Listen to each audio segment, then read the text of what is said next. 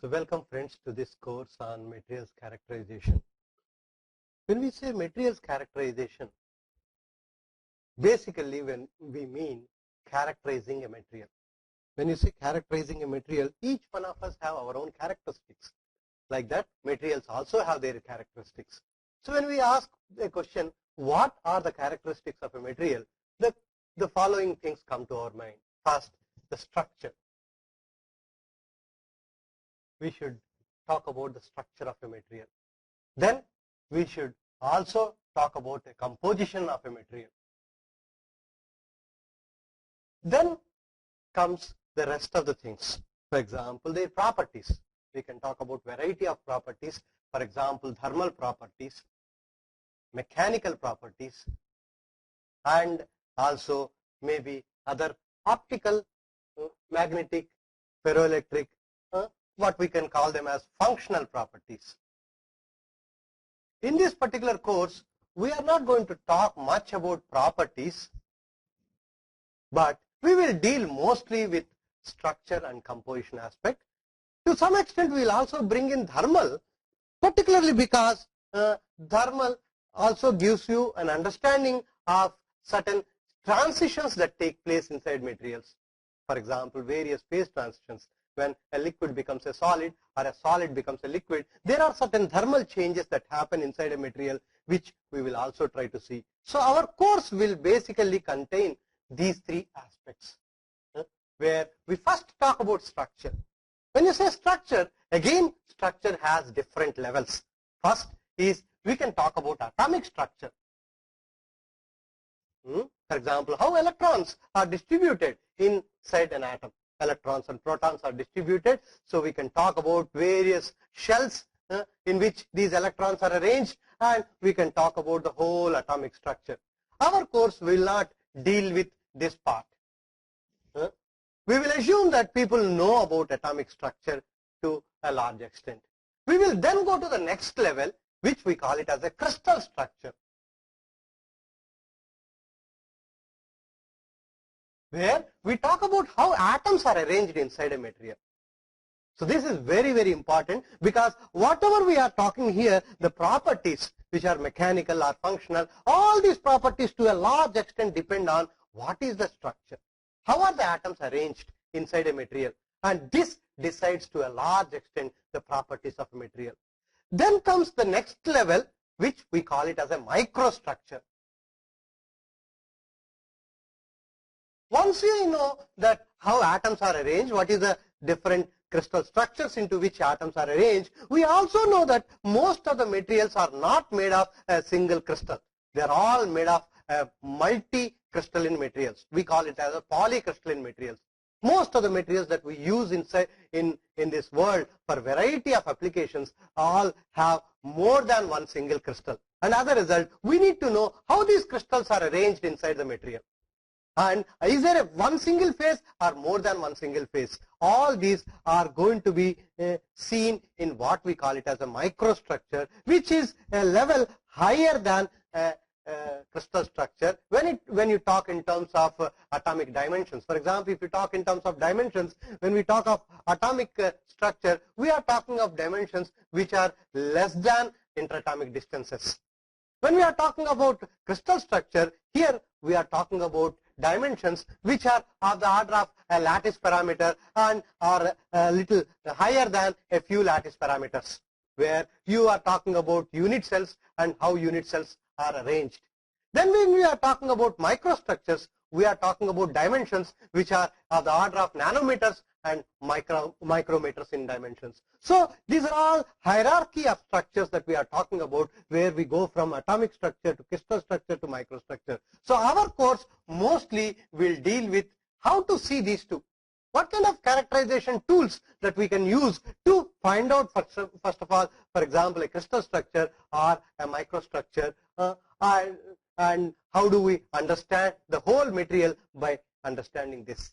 When we talk about crystal structure, because we know the atoms are arranged in various fashions and the distances between the atoms are of the order of a few angstroms.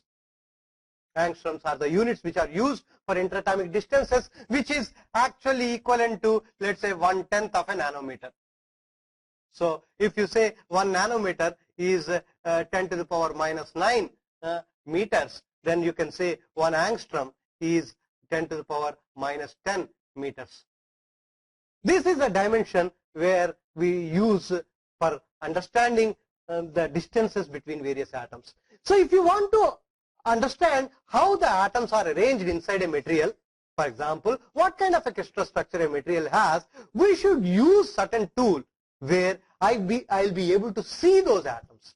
When I say I see these atoms, what we have to understand is mostly the tools that we use are nothing but certain radiation which we try to put it onto a material to be able to understand the material. Various radiations are available that we know. For example, optical light that we talk about, or in general people call it as light, or people can use the term optical radiation. The light is a one which has a very large wavelength, usually of the order of, we know VIBGR starts from violet, goes to up to red, and it has a wavelength starting from approximately about 2000 angstroms to around 7000 angstroms.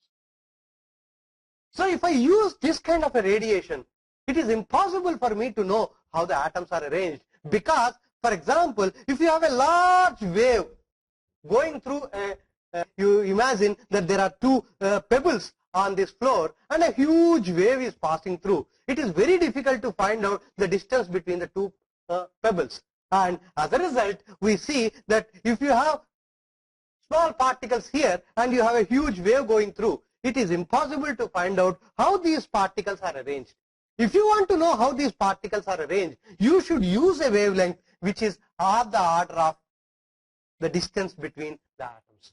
And that is the reason why people had to wait for a quite long time until what are called the X-rays have been discovered by Röntgen. And once people have discovered X-rays, they came to know that X-rays have a wavelength of the order of around 1 angstrom. For example, if you know copper K alpha, we use the typical term. We are going to talk about X-rays a little later, so there we will know these things much more clearly. And copper K alpha has a wavelength of 1.54 angstroms. And if I am using a wavelength of this order, then I will be able to know how atoms are arranged, because the distances between atoms are of the order of around 1 angstrom. So that is the reason why until X-rays were discovered, nobody knew how the atomic crystal structures are. For example, people used to see the external morphology of a material and used to believe the internal structure is related to external morphology. For example, if you see a sodium chloride crystals, when they form, they have certain shape, cubic shape generally. If you allow them to grow on their own, they have a cubic shape. In fact, a lot of people have even studied what are called snowflakes.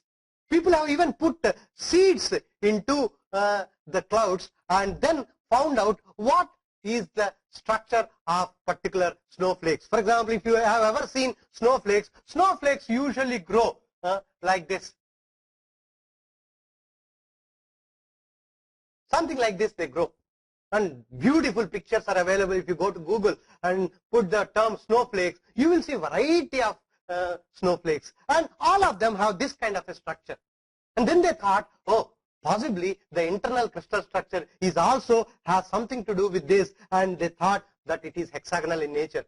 And much later, people have discovered that it is true that the crystal structure of an ice flake or a snowflake is hexagonal in nature. So in principle, people used to believe the external morphology as an internal crystal structure. In fact, from that only a term called isomorphous has come. If some of you have come across this term isomorphous, it means iso means same, morphous is actually a structure. We say, whenever we say two things are isomorphous, we say they have the same crystal structure. But the word that we are using here is morph. Morph is morphology. Okay? Morph word comes from morphology. Morphology means shape.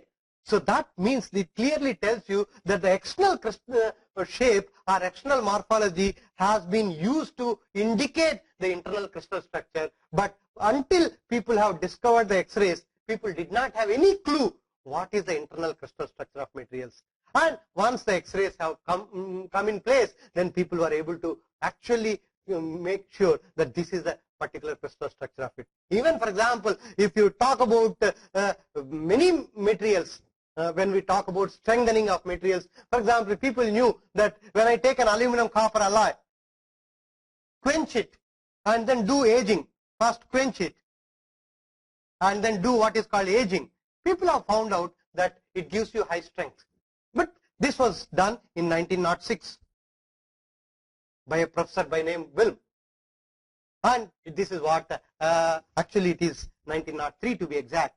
And in 1906, when Wright brothers used aluminum copper alloy to fly their aircraft, 1906 is when the Wright brothers flew. And they used this alloy because it is very strong. But the reason for this strength was not known until then. What is that is giving that high strength? What kind of phases are forming? What is the crystal structure of those phases? People had to wait for many years until the X-rays and electron microscopy has become more prominent. So this is how people had to wait until radiation of smaller wavelengths are available to find out the crystal structure. So crystal structure, usually we use X-rays to find out the crystal structure. This is one of the major tools. We can also use other radiations. For example, people also use electron beam. Because electron beam, again, the wavelength can be much smaller. For example, we know in case of electrons or in case of any radiation for that matter, the energy of the radiation is given by h nu. All of us know this. So for example, if I know the energy, I can find out the wavelength. H nu is hc by lambda, where h is the Planck's constant and c is the speed of the light and lambda is the wavelength. So you can see that there is a connection between energy and wavelength. So if I can increase the energy of the electron beam, which is what we do in an electron microscope, for example, we have electron microscopes ranging from 100 kilovolts. For example, if I use the typical what is called a transmission electron microscope, you can range from 100 kilovolts to almost people have gone up to 3000 kilovolts. If I use a 100 kilovolts microscope and find out what is the lambda that you can get, you usually can get 0.03 angstroms. This is the level of 037 to be exact. You can get. So this is the level of wavelength that we can get. And this, if you compare with the X-ray wavelength, which is, you see, for example, copper K alpha is about 1.54. So this is almost 2 orders smaller than that. It is almost 1/100th of that. So you can see the electron beam, if I use, I can get much finer wavelength. And if I can get much finer wavelength, I can get much more detailed information about the crystal structure. We will see slowly what are the limitations of using an electron microscope to know the crystal structure as we go along. But as you can see that these are the 2 ways generally people use to find out the structure. And people also go to what is called neutron diffraction. That is the next level. People use neutrons to find out the structure, but this is more used to find out what is called the atomic structure and much more finer details than simply trying to find out the crystal structure. So in our course, we will concentrate more on these 2 aspects of finding out the crystal structure rather than going into neutron diffraction.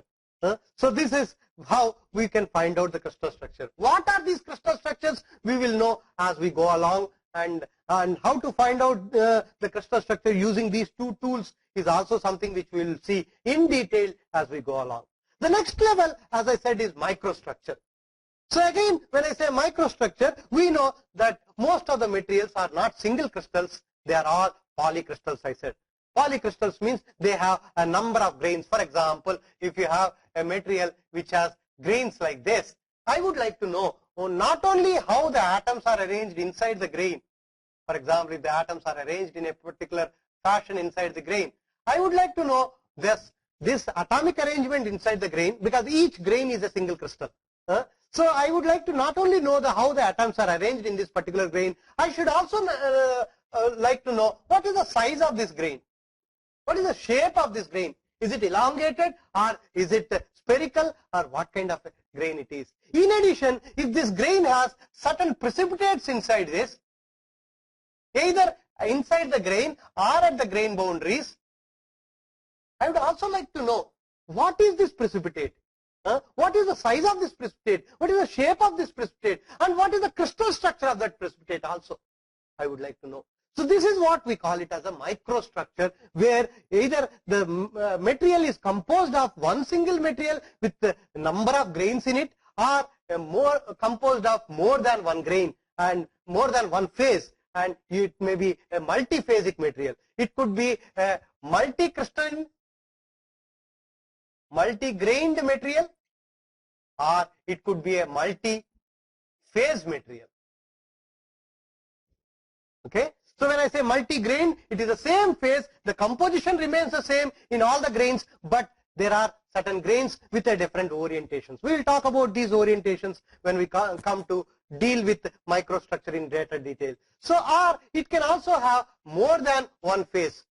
When we say a phase, how do we define a phase? A phase is defined as that which is chemically and structurally homogeneous.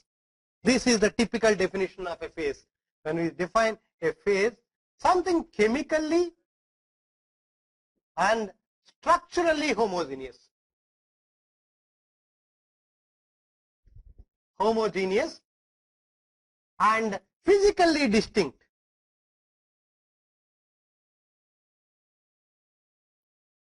This is how we define a phase. That means that if I have two phases, you have something inside something else. Let us say this is one phase. Let me call this as phase 1. Let me call this as phase 2. The composition of this should be different from this composition of this, or the structure of this should be different from this, or both. Either it should be different in composition with the same crystal structure, or difference in crystal structure but with the same composition, or having both structure and composition different from each other, but within each of them the composition and structure should be uniform. Of course, there can always be defects. We will also talk about defects as we go along, but this is more or less homogeneous in its structure and composition. This is how we can, and these two should have a boundary separating the two. That is why we say physically distinct. This is how we define a phase. So if I have more than one phase in a particular material, I should be able to find out what is the way in these two phases are arranged in each other. So for example, what is the shape of the second phase, which is the major phase, which is what we call it as a matrix, and what I would call it as a minor phase. So I should be able to find out the fraction of the two phases or more than two phases. I should also be able to find out the size and shape of each of the phase, and if I am interested to find out the crystal structure of each of the phase, then I will be able to use this to be able to find out this. Now again, microstructure, if you want to find out, you will also see that the sizes of these microstructural features is going to decide what kind of a tool that I can use. For example, we have various microscopes that are available. Optical microscope, for example. Not only optical microscope, even my own eye is a microscope. For example, I can see things to a particular level. For example, a normal eye, not my eye, which is already disturbed, let's say. But if you take a normal eye has a resolution people define as 0.1 millimeter. That means that if you have two dots on this wall separated by 0.1 millimeter, a normal eye can be able to see them as separate. But can I see it from any distance as two separate? No. That is where the distance has to be defined. So from what distance I will be able to see as separate dots is also a very important. And that is usually defined as 30 centimeters. Or to be exact, many people use 25 centimeters to be more precise. So if you look at it, that's why when you go to a doctor, he asks, when he is checking your eyesight, he will give you a piece of paper or so and ask you to put it at 1 feet distance and ask you to measure, to check whether you are able to. So this is the distance from which, if I can see two dots separated by 0.1 millimeter very distinctly from a distance like this, then I can say my eye has a normal good resolution. But at the same time, if I go from a longer distance, for example, if I stand on top of this terrace of this building and see at 1 kilometer some hill is there, and I want to see two trees separately, I may not be able to see. Everything looks green to me, though I know pretty well that there are so many trees there, but I am not able to see because the distance from which I am watching is different. So this resolution, what we call is as resolving power, resolution limit, is always defined from a particular distance. That's why if you go to an optical microscope, the distance between the sample and the eyepiece is always fixed. It is this distance. So that we are defining it in terms of that. But I know that many microstructural features are smaller than this. So I should be able to see smaller things. For example, there may be some grains which have, for example, if I say 0.11 millimeter, it means I am talking of 110 microns. That is the equivalent of it. So, but if I have some grains inside a material which are 10 microns or so, my eye cannot see. I want to see them also. Then I need to go to a microscope where I can see. That is where we use an optical microscope. But again, optical microscope also has limits of resolution. We will come to it. And you usually know that an optical microscope resolution is of the order of around 0.2 microns. How does this come? We will see as we go along in our course. And this is the typical resolving power of an optical microscope. And that means equivalent to what? Equivalent to 200 nanometers. 200 nanometers. But 200 nanometers is also very big. When we are talking about many materials nowadays, people talk about nanomaterials. Where the dimensions are of 5 nanometer, 10 nanometers. People are talking about carbon nanotubes, for example, whose diameter is of the order of around 5 to 6 nanometers. So when you are talking of such things, obviously an optical microscope cannot show you. So you need to go to a microscope whose resolving power is much better than this. That is where we have now microscopes such as electron microscopes available, which are two types of electron microscopes are used. Generally, one is called a scanning electron microscope and transmission electron microscope, which are the microscopes where you can see finer details. Not only finer details inside the material, not only just to see carbon nanotubes, you can also see atoms. Here, for example, I regularly bring school children to my lab and demonstrate to them how to see atoms, and it's so exciting when you can see atoms from your own eyes, that how the atoms are arranged. The atomic planes that we talk about inside the material can be easily seen from this kind of microscopes. But a TEM is more of a 2D microscope. For example, if you have a sample, you can send an electron beam through the sample, and as the beam comes out of the sample, the image of the sample is seen on a screen. So you are seeing the 3D information of this sample is projected onto a 2D, two dimension, and you are able to see the 2D image. And this is one of the constraints of an electron microscope, though there are certain advanced microscopes that are available where people are trying to overcome that problem, that they are trying to take a number of 2D images and trying to do what is called tomography. But in order to get more detailed information of a 3D information, there are microscopes which are called atom probe tomography, which is nowadays very regularly used, where you can get in a sample like this, you want to know where each atom is arranged. And if you have some grains inside it, I want to know what are the elements present at the grain boundary and what is the composition of the grain boundary. If I want to find out, I can find out using an atom probe tomography. Each of these are very costly tools. That's why materials characterization is a reasonably costly affair. For example, I tell many people when I talk about nanomaterials, making a nanomaterial is very easy. In fact, you just need a few hundreds of rupees to make a nanomaterial. But to prove somebody that it is a nanomaterial needs a microscope like this. For example, a TEM costs minimum of about 4 crores. And nowadays there are also microscopes which are available, which are people call them as aberration corrected microscopes.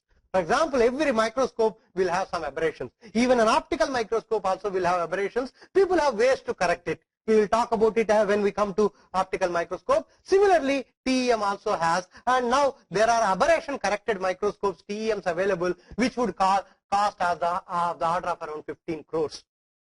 Whereas, if you want to go to an atom probe, where you can get a 3D information of atomic arrangement inside the material, it costs about 35 crores. So this is how, equipment cost when we want to go in detail. But it is important to understand the material thoroughly so that I can design a material of my choice for a particular application so that newer materials can be made. And as a result, it is very, very crucial to understand the microstructure.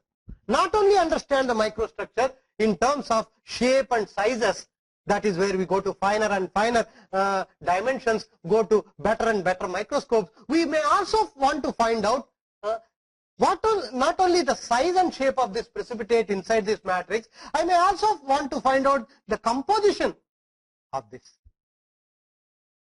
And not only that, also crystal structure of it.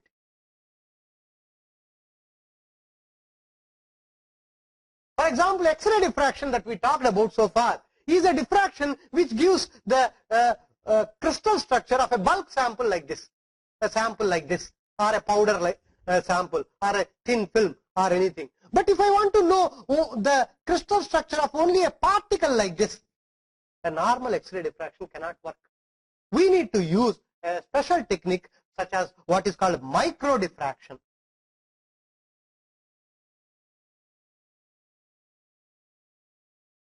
That is where an electron microscope is useful.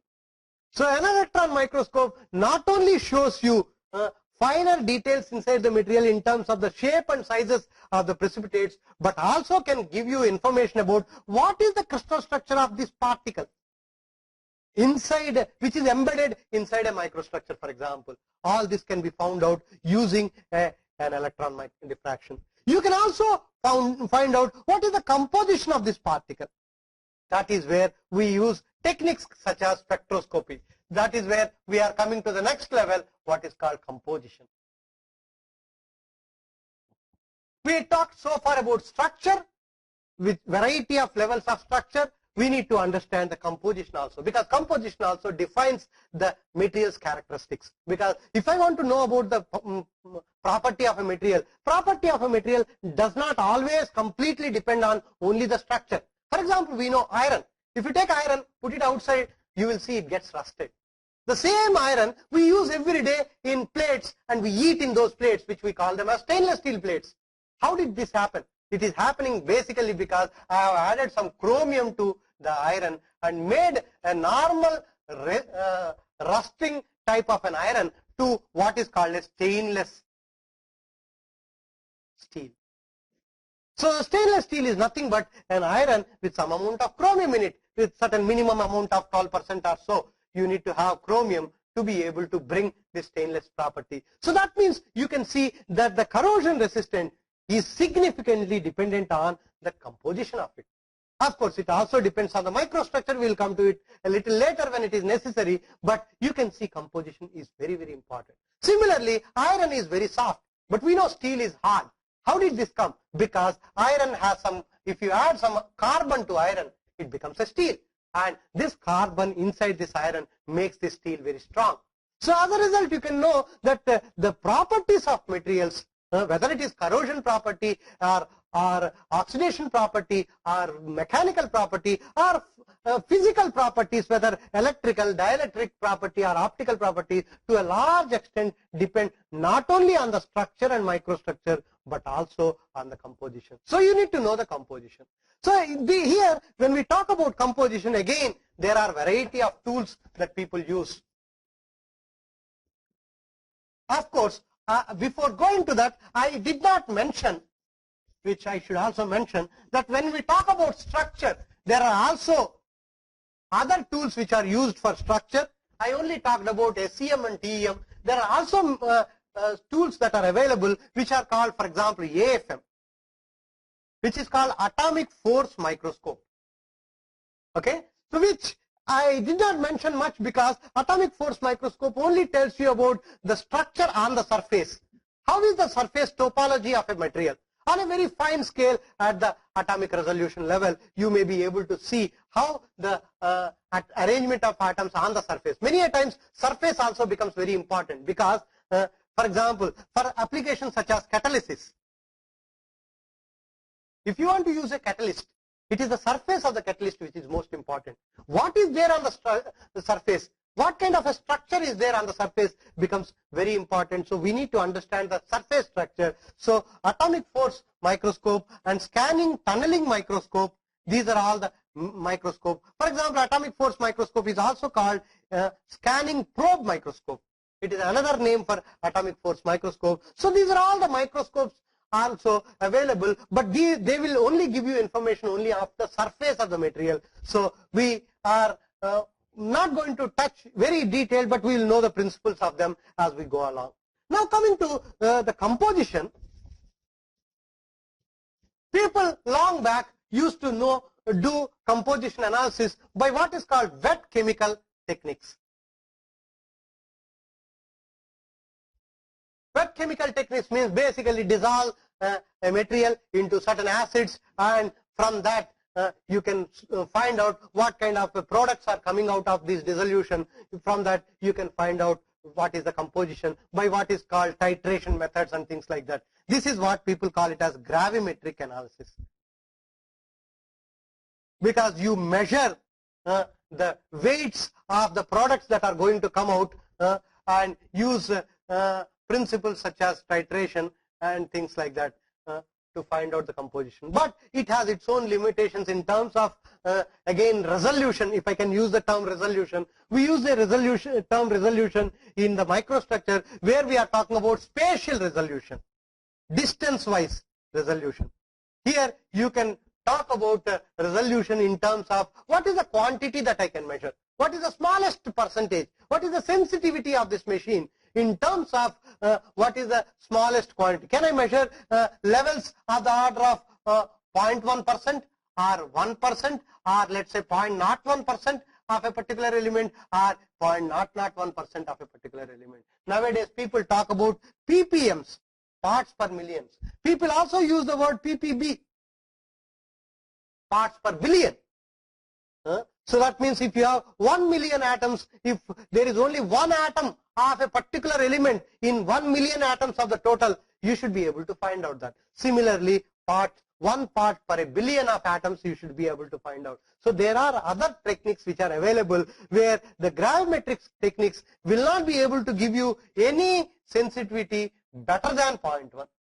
Okay, you will not be able to find out any amounts less than 0.1% in any material using gravimetric techniques. So there are spectroscopic techniques that are available.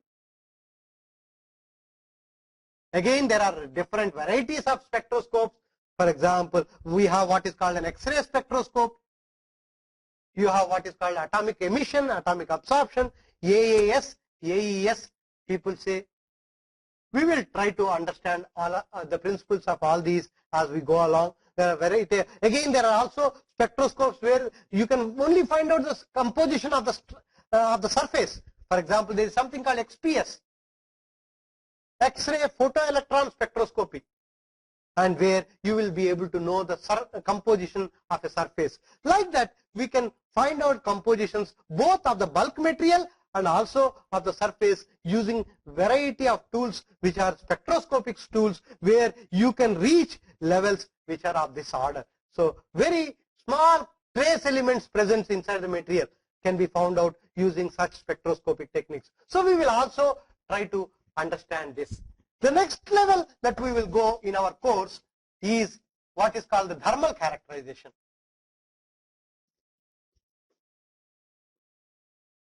So when we say thermal characterization, we are concerned about particularly, for example, what is the specific heat of a material, heat capacity of a material, I would like to know. so that I will also find out what is the heat content stored inside a material, because CP tells you about that. All of us know that the enthalpy H is nothing but integral of Cp dt. T going from some value T1 to T2. That is what is enthalpy. So if I want to know the heat content inside a material, I can find out by knowing the heat capacity of the material. So I can measure the heat capacity of material. Yeah, I also want to find out whether certain transitions are taking place in the material. For example, if I take a solid and heat it, it becomes a liquid at a particular temperature, which we call it as a melting point. I want to find out where is this melting point. Again, thermal analysis, okay, or thermal characterization techniques can give you an idea of this. Why does it give you an idea? Basically because whenever a solid goes to a liquid, there is a change in the enthalpy. Wherever there is a change in enthalpy during a particular change of one state to other or one phase to other, you can use the thermal analysis for it. The basic principle of thermal analysis is that any change in the enthalpy from one state to other state can be measured. And we use techniques such as calorimetry to find out this. There are techniques which are more detailed techniques that are available, which are called DSC, for example, differential scanning calorimetry. There is something called DTA, differential thermal analysis system. All these are available. We will try to find out what are the differences between these and what are the principles of these to identify the enthalpy of change when one is going to other, or simply just to find out the enthalpy of a particular material at a given temperature. I want to know how much is the enthalpy stored inside a material at a particular temperature. I can find out using any of these. Particularly the DSC will give you more information about enthalpy, and DTA gives you more information about temperature of such transformations can be easily found out using DTA. We will see as we go along. We can also have other thermal techniques. For example, there is something called TGA, thermogravimetric analysis. There may be a certain materials where the weight of the material may change as a function of temperature. When I heat something, maybe it is possible that there is a volatile material inside it which gets evaporated, and as a result its weight decreases. And I want to know at what temperature this volatilization is taking place. So from the weight change, weight gain or weight loss that I measure, I can find out what kind of changes are happening inside a material. This is what is called TGA. We can also measure what is called, for example, if a material is undergoing an expansion or contraction when I heat it. For example, every material there is a thermal expansion. I can find out about thermal expansion using a technique called dilatometry. In all these, we are heating the material, you can see. So that's why we all call it as thermal analysis technique. So we are trying to find out characteristics of a material by heating it. And while heating, we want to measure what is the enthalpy of it, what is the changes that are happening in it. Can I find out the changes by doing all this? So these are all variety of thermal techniques, and we will also try to see what are these as we go along. So this is in a nutshell what is this particular course is going to contain. We will talk about the structure, particularly the crystal structure, and what are all the tools that we use to find out the crystal structure, particularly X-ray and electron diffraction. We will know. Then we will go to microstructures. We will try to find out what are all the tools that are available to find out the microstructure. For example, an optical microscope, a microscope such as SEM and TEM, and we also will deal with, for example, AFM and scanning tunneling microscope also. So this is how we will understand the microstructure, both the bulk microstructure and also the microstructure on the surface. Then we will also try to look at various spectroscopic techniques. We will not talk about gravimetry because gravimetry is a much crude technique for finding out, and so that is something which we will not cover in our particular course, but we will deal more with spectroscopic techniques so that you understand how to find out very small quantities of elements present in a material using composition analysis tools such as various spectroscopes that are available. Then we will also come to thermal characterization, and we will deal more of DSC, DTA, TGA and dialectometry to understand how the thermal characterization. As I told you, we will not talk about these because these are more of properties, and properties depend on these characteristics. So we are trying to understand the basic characteristics of material and what are the tools that are used to understand the basic characteristics, whereas the properties of materials can be evaluated by various tools, and I am sure there will be other courses where people will teach you mechanical properties such as hardness, strength and things like that. So we will leave these from our course thing, but though I would say in principle these are also necessary to understand the material completely, but these are not independent characteristics, they are dependent characteristics on these two. If I know the structure and composition, these are the ones which decide this whole thing. So we are going to look at the independent characteristics of materials, which are basically structure, composition and its thermal properties. I mean, to be very frank with you, even the thermal properties to some extent, for example, Cp depends on the structure. We know pretty well that the Cp of a solid is always lower than the Cp of a liquid, because the liquid is more random, structure is random, atoms are randomly arranged. As a result, atoms can easily vibrate. What is heat capacity? Heat capacity is basically the heat content in a material when you change the temperature by 1 degree. So this is all depends on how the atoms vibrate inside a material. If the atoms vibrate more, then we can say it has higher heat capacity. If the atoms do not vibrate much, it will have a lower heat capacity. So in a solid there is a definite crystal structure, and because there is a definite crystal structure, we usually see that the heat capacity does not is not higher when compared to the heat capacity in a liquid, because atoms are more randomly arranged, there is a more free volume and atoms can easily vibrate, so heat capacity is higher. In fact, this is one of the aspects which we use to understand certain phase transformation. There are certain phase transformations which we call them as second order phase transformation, and that you can only find out by measuring the heat capacity. For example, if you want to find out what is the temperature at which a liquid is becoming a glass, what is called glass transition temperature, Tg. Tg can be found out basically if I can measure the Cp, because at Tg the heat capacity changes, whereas the enthalpy of a glass and a liquid is always the same. So it is not a first order transition. So heat capacity is also important, but heat capacity also to some extent depends on the structure of the material. I think with this we will close this introduction to materials characterization. This gives you an overall picture of how the course is going to be planned, and now we will start with the crystal structure.